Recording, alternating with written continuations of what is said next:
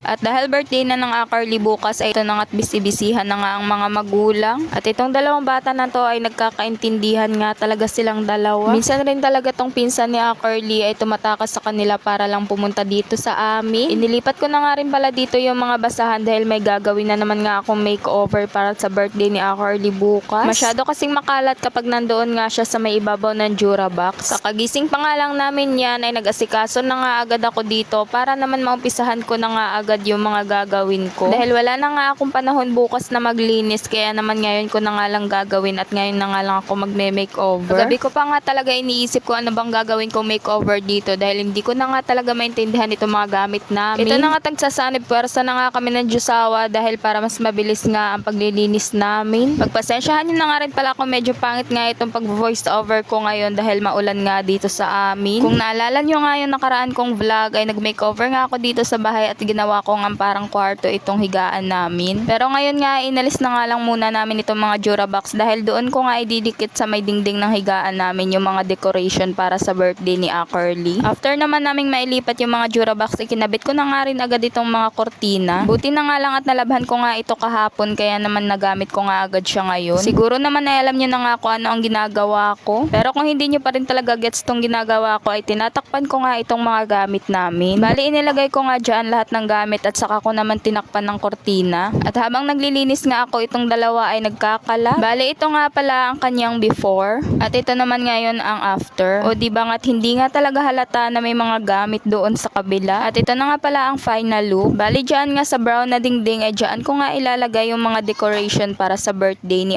Carly. Paano ba naman kasi wala na nga ako ibang mapagdikitan kaya naman ayan at nag-makeover na naman for today's video. Bali nilipat ko nga rin pala yung picture ko dito sa kabilang dingding. At ox din naman dahil maganda rin naman yung kinalabasan na pinagsama-sama ko yung mga picture. At ito na nga ang kapalpakan ng nanay kung kailan naman birthday na ng anak bukas ay saka naman nakalimutan na wala palang name banner. Kagabi ko nga lang talaga naalala na wala palang name banner si Carly para sa birthday niya. At dahil wala na nga akong time para umorder ay ito na nga at magdi-DIY na nga lang muna tayo. Ginupit ko na nga rin pala yan para naman magmukha na nga siyang banner. After naman noon ay nag-umpisa na nga rin ako mag-lettering. Iniisip ko nga rin talaga dyan kung color black ba or color white na nga lang yung letter. Pero dahil hindi ko naman malalaman kung hindi ko susubukan ay ito na nga at nag-uumpisa na nga ako. Bali try ko nga muna yung color black kaya naman ayan at sinulatan ko na nga lahat ng letter. Pero hindi ko nga talaga siya nagustuhan umpisa pa lang dahil nakakapagod nga talaga siyang magsulat dahil ang tagal matapos. At isa pa nga ay aksayado nga talaga siya sa ink. Pero dahil hindi pa nga ako talaga nakontento ayan na nga at sinubukan ko naman yung letter C. Sa letter C pa nga lang ay pagod